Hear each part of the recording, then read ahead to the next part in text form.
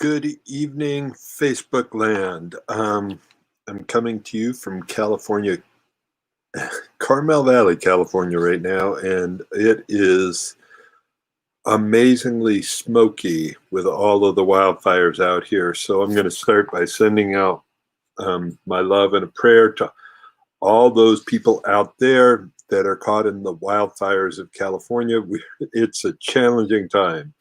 We have the epidemic and politics and California and all of the rest of the issues, and we have relationships. So today, I am going to dive into one of the most important critical parts of relationships that goes mostly unnoticed, but often will destroy relationships.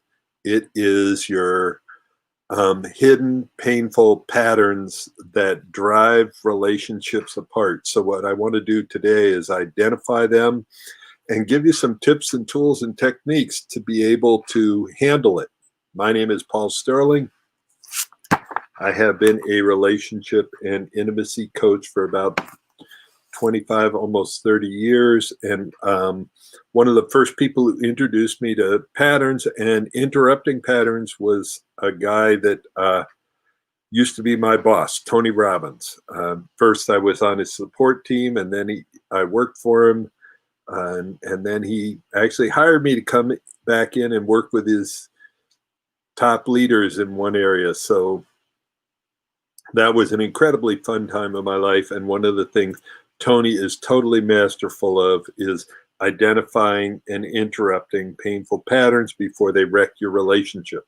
So what I'd love to do is if you could type in where you're looking, where you're joining me from, where in the world are you right now, and any questions you might have about painful patterns. Now, most likely I'll see your comments over here, and if I don't, I will go back and try to find them later, look for comments in the main areas. All right, so again, today we're going to dive into one of the most critical areas of relationships, and that is the area of patterns. And we're looking at what really wrecks relationships. And by the way, I was once told if you can't spell a word in at least two different ways, you're not being creative. So you're going to see some creative spelling tonight, and grab a piece of paper, a notebook. You're going to want to take some notes here because we're going to go through some of those common mistakes that sabotage even the best of relationships. And by the way, that is called your ROS, your relationship operating system. We will look at that. We will look at the painful patterns that stop open and honest communication and block intimacy. And I might even give you some tips and tools so that you can communicate so that both of you feel heard, understood, and valued. So that starting here, what is a pattern? So basically, patterns are unconscious, long-term ways of behaving that either support the relationship or sabotage the relationship. I was brought in at one point, and I've told this story before, but hopefully it's new to you. My ex-sister's husband, my ex-fiance's sister's husband, was an alcoholic in Utah, and they asked me to see if I could talk to him. And I had one conversation with him, and he basically said that he was saying, "Do you think you're smarter than me? Do you think you can make me quit drinking?" I said, "Oh, no, I can't make you quit drinking. There's nothing I can do to help you change that pattern unless you want to." So in relationship, we all have painful patterns. Now, here is the key, is whether you make it you and your pattern, pattern, I know I'm spelling it wrong, pattern versus your partner. See, and this is what wrecks relationships.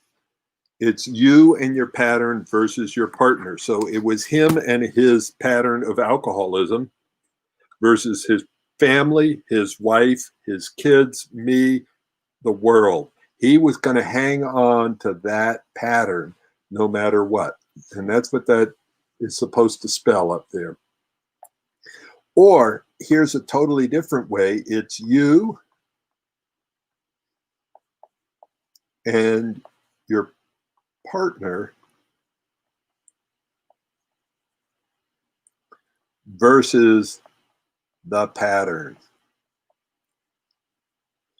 And I'm going to lay out some patterns. So your job, should you decide to accept it, is to identify some of your patterns.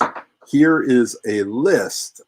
When I started going through one of the books I read about this, and I've been coaching couples for about 25 years, but a book that really helped me see them at a whole new level is a book called Hold Me Tight by Sue Johnson. And when I started to look at it, it's like one of the first patterns me and my partner talked about. I'm looking at them here, but where is it? Oh, right here.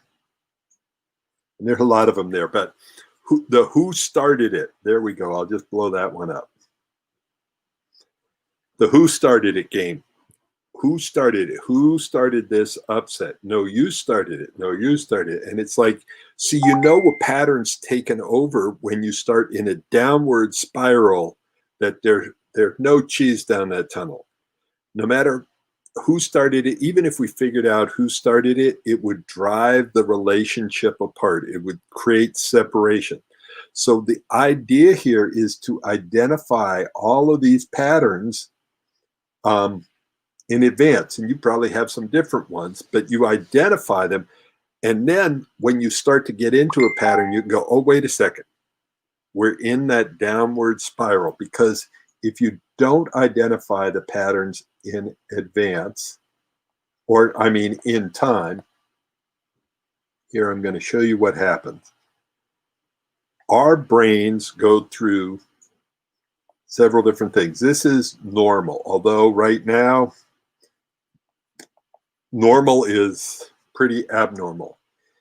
When we get triggered, the first level of trigger is called alert. This is really important. If you want to catch patterns while they're little, you've got to catch them when they're in alert or alarm. So alert, somebody says something and you feel a twinge inside, like they looked at you a certain way, they made a certain comment, something got triggered inside you. It was a little trigger, not a big trigger, but it made you pay attention. Or you're lying in bed at night and there's a squeak, like somebody might be in the other room, they're stepped on the floor. So you go to alert. Now, I have a cat, a dog, a partner, and so I can come up from being asleep and then know, oh, that's my partner, she got out of bed, or that's the dog, or that's the cat. It's easy to go from alert back to normal. Not much adrenaline. When the body goes to alarm, this gets important. One of my friends, great love coach, Scott Thomas, he talks about here, this is when you're at yellow light or warning.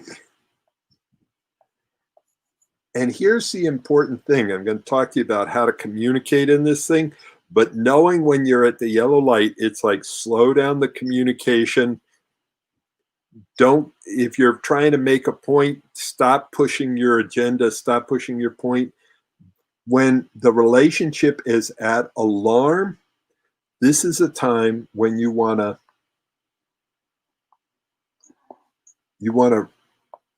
reconnect.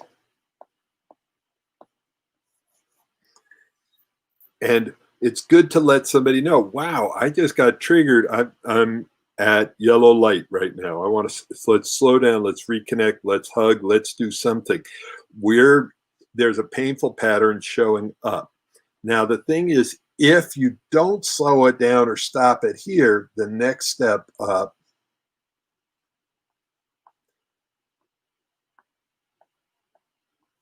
is attack. And in attack, we have very limited options. The adrenal glands are going. We're in basically the fight,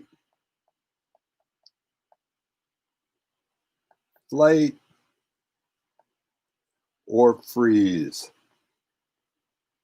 And none of these are that resourceful. None of these are that great for your relationship. So let me just restate this. In a relationship, this is your normal line. This is where things are okay. Something happens and it triggers our awareness, and we come, it's like you're reading a magazine and all of a sudden you hear your name or you see something triggers you to pay attention. This right here is your pay attention. So now you pay attention and you're focused in that area. And alarm, yeah, they did say something nasty about me, or yeah, something happened, or yeah, this is where you're starting to get triggered. This is where it's the danger zone. And this is where the patterns want to take over the relationship. So let's just look at some more of these patterns, and it'd be helpful for me if you could tell me any of these that you recognize. And a pattern is sort of this dance we go into either internally or externally. Here's a pattern: attack, defend, retreat. Or the I'm right. Here's another, this one's really good. This is what our politicians are doing right now. I'm right, you're wrong. And then the other ones are going, no, I'm right, you're wrong. And it goes back and forth and no progress is made. And it's a downward spiral. You know you're in a pattern when there's no good outcome possible and you're in a downward spiral. Another one, it's not my fault. You can look at these patterns. Now, see, it's interesting because you can look at these patterns in a relationship, or you can look at them in the macro or the micro. You can look at countries doing this, leaders doing this, your parents doing this, you doing this, your kids doing this. It's not my fault dance. See, it gets a lot of momentum, a lot of energy, never goes anywhere. That's how you know you're in a pattern. Or here's another one. You hurt me more. No, you hurt me more. No, you hurt me more. That's a pattern. It's not fair. That's a pattern. Retreat, retreat, collapse, collapse.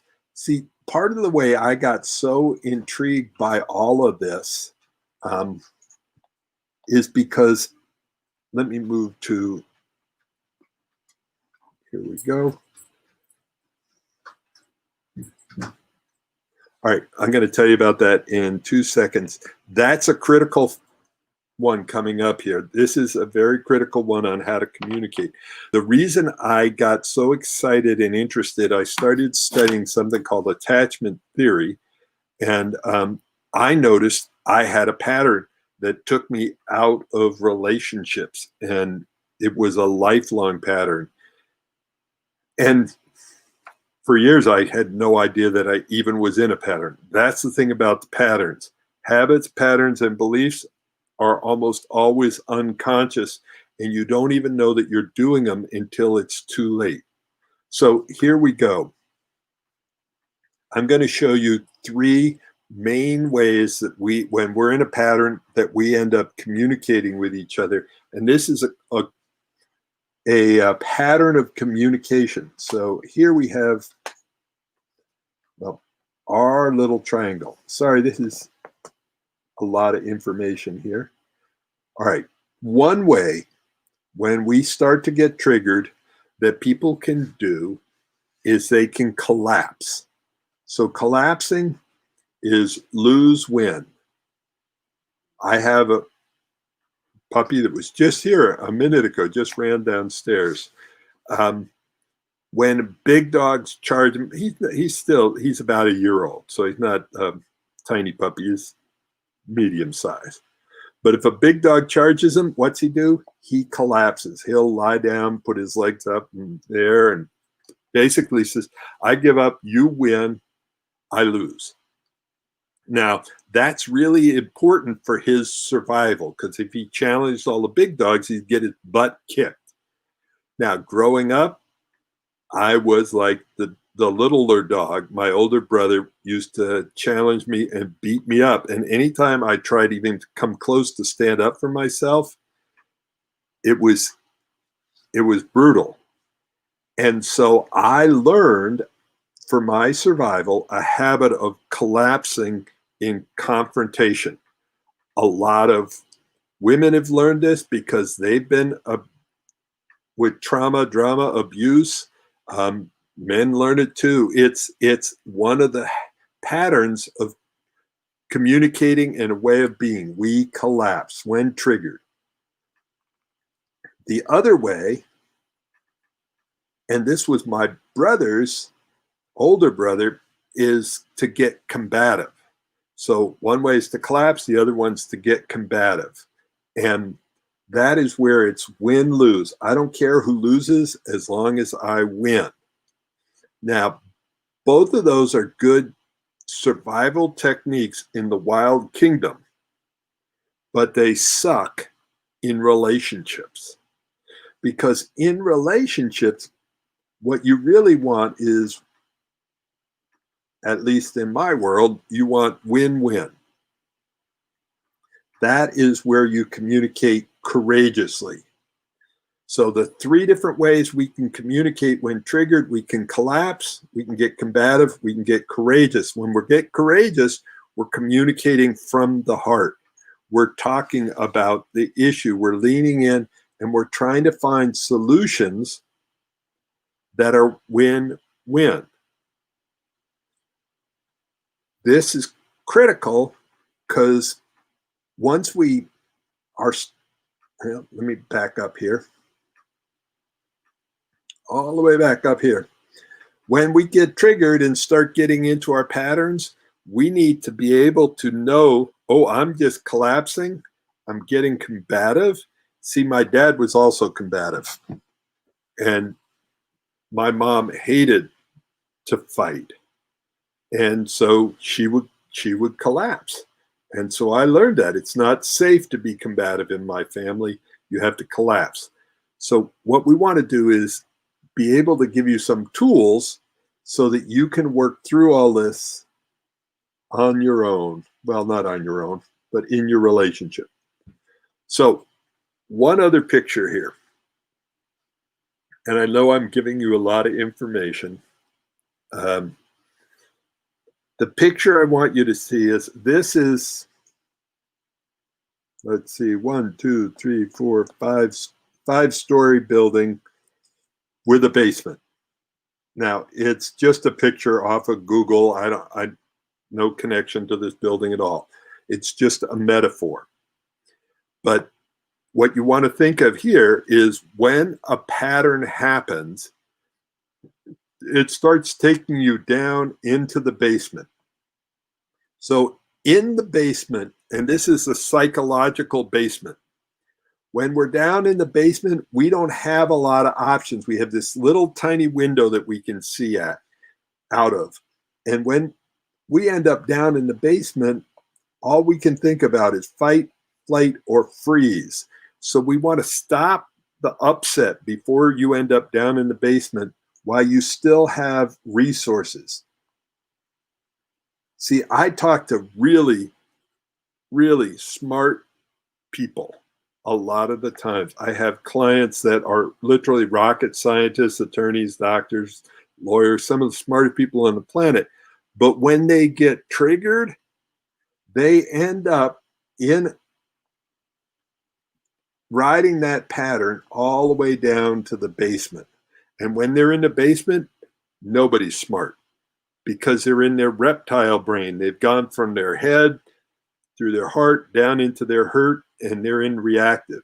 So the important thing is where all the resources are, where the view of the future is, where possibility is when you're up in the penthouse. So you have to catch your patterns early. Hopefully this is making sense. I'd love to see some comments in there if this is making sense, if it's clear or not. So patterns either support you or sabotage you. And if you don't identify them, they run the show. And if you can sit down with your partner and decide, oh, what are our patterns? And how can we interrupt our patterns? The first way to interrupt a pattern is to sit down when you get off this call, make a list of them. Which ones do you do? There's another pattern of conversation shutdown. We can't talk about that. We can't talk about that. We can't talk about that. These are all the issues we can't talk about. We can't talk about sex or money or religion or politics or whatever, or your mother or my father or what is it? What is it we can't talk about? And another pattern is you don't understand me. Or another pattern my brother told me about is asking as if you can't have it. So you go to ask for something and you ask in a way like, you wouldn't want to give me this, would you? You wouldn't want to like give me a foot rub or do this or make dinner or do the dishes. Or so you ask as if you can't have the things you really want in life.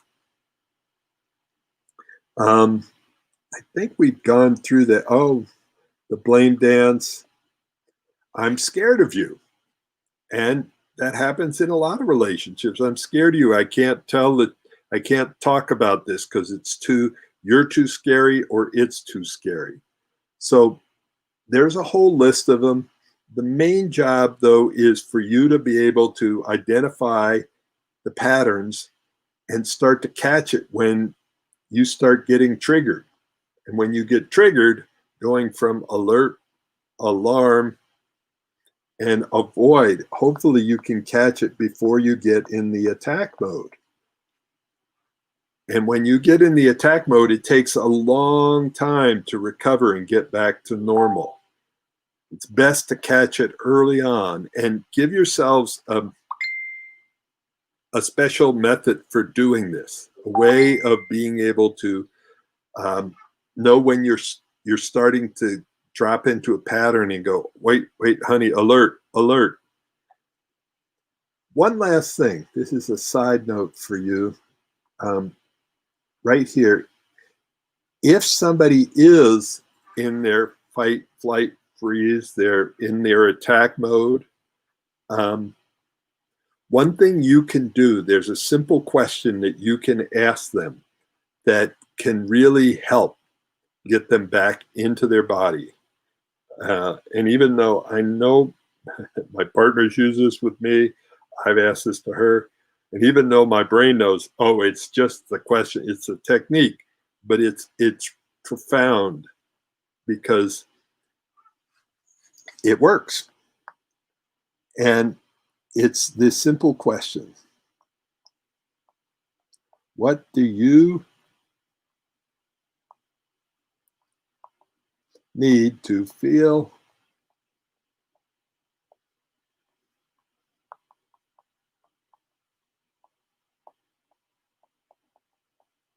safe right now? If you get nothing else out of this call, take that, use that right there.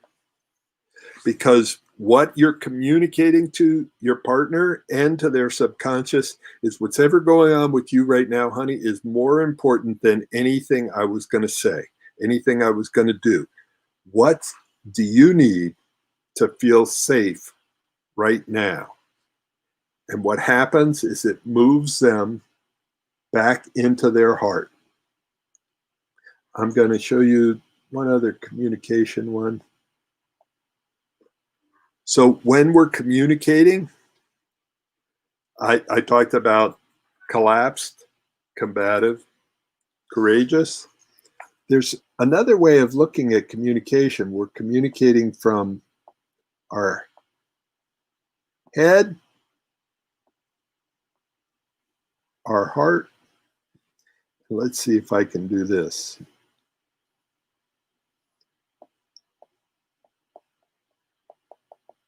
Or our hurt. That's my Band-Aid.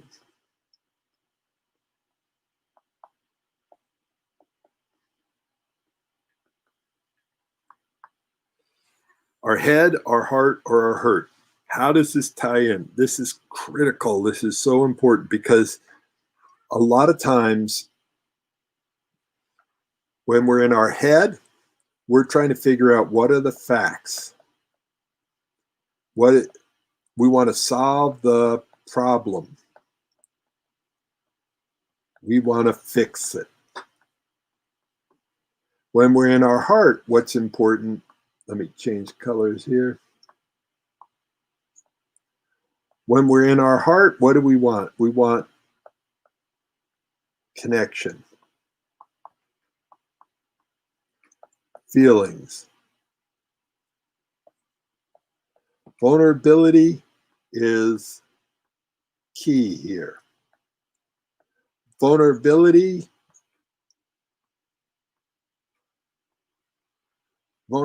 up here is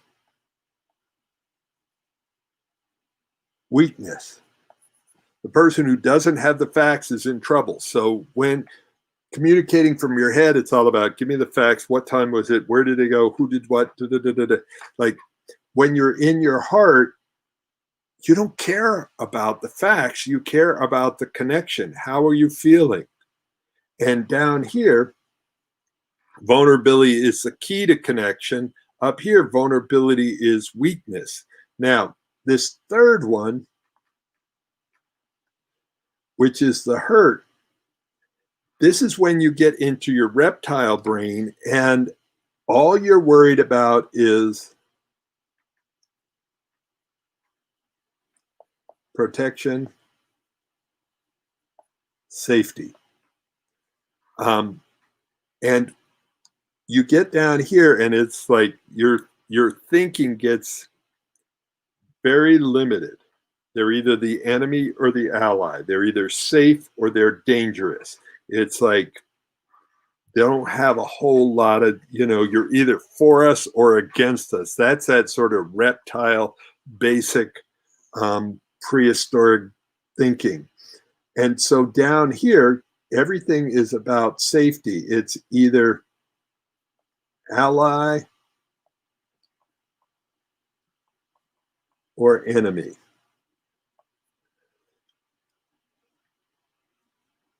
And as I said, safety is key. Oh, I was going to actually put something else down there. Down here, God.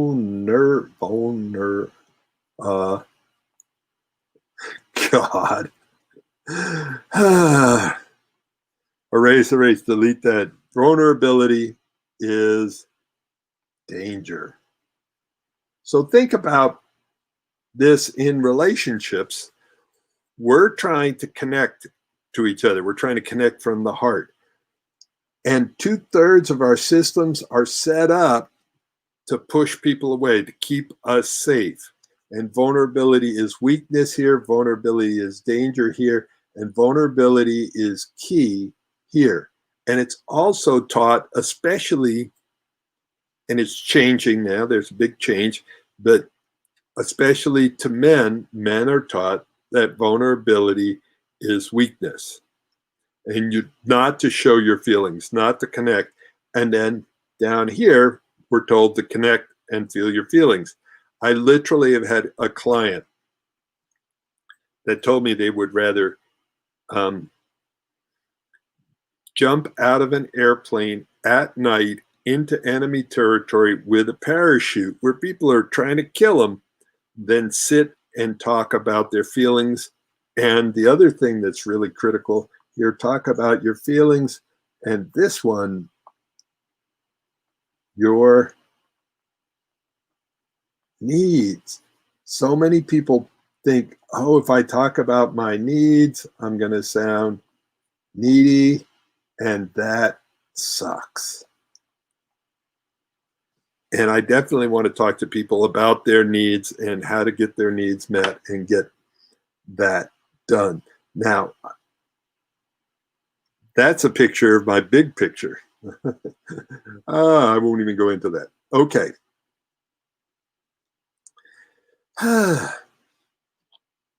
We want to stay and keep the relationship up here.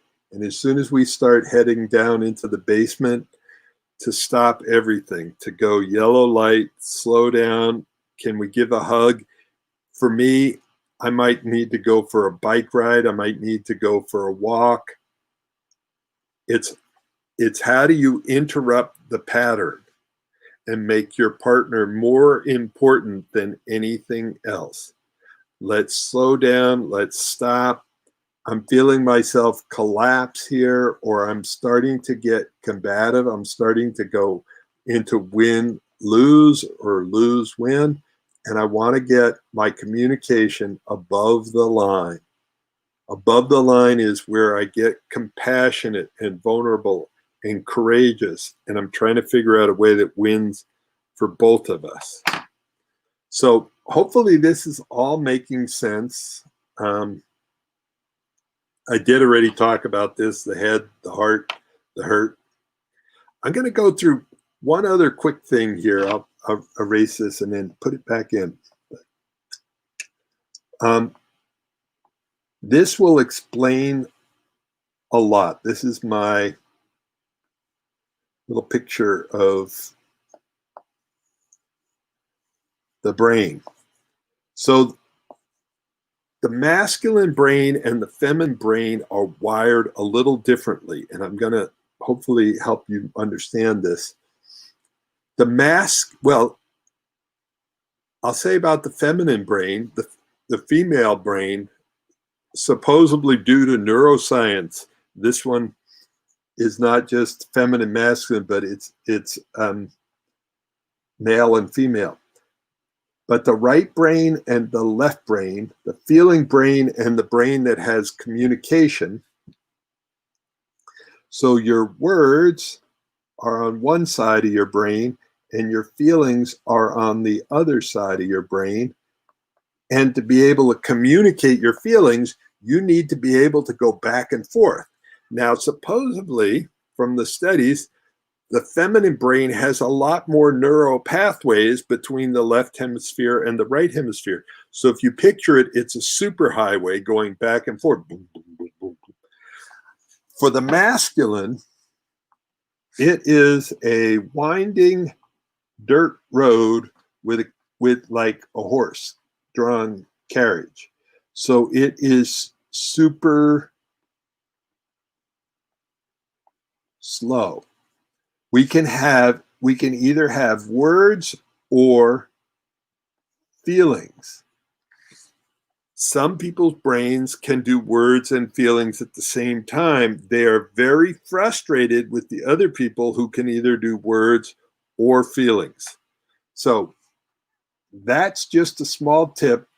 When your partner is having a hard time getting their words out, most likely it's because they're in the other side of their brain right now and they're having a feeling.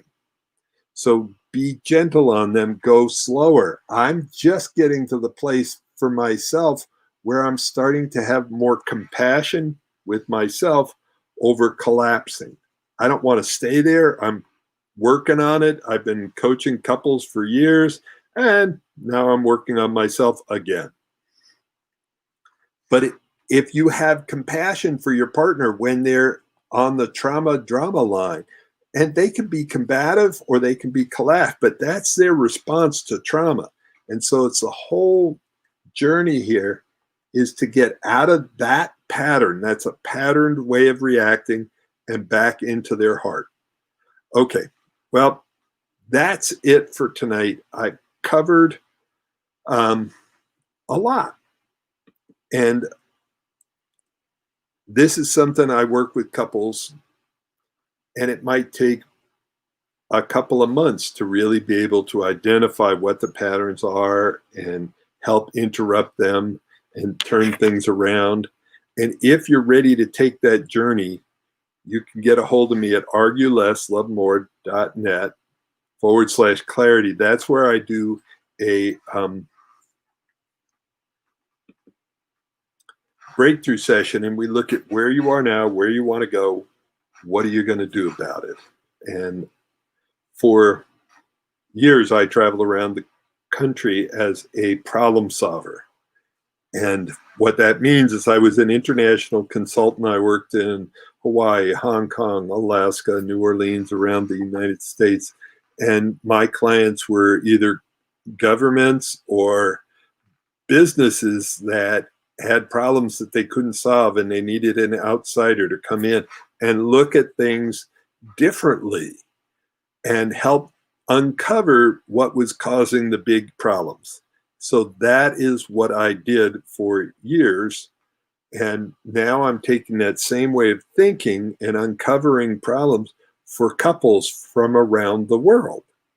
And I do it over Zoom. We get clear, and it creates breakthroughs. And I deal with things anywhere from betrayals and affairs and broken trust and poor communication skills, needs not getting met, dealing with jealousy, a whole variety of interesting challenges that we can go through when you have the right systems and you can identify and eliminate some of the most painful sabotaging patterns. So hopefully you got something out of this. I would love it if you could type in, what was the highlight for you? What possibility opened up inside of you that wasn't there before? All right. Thank you. Have a great evening. I look forward to seeing you somewhere out there in the world. Stay safe. Ciao.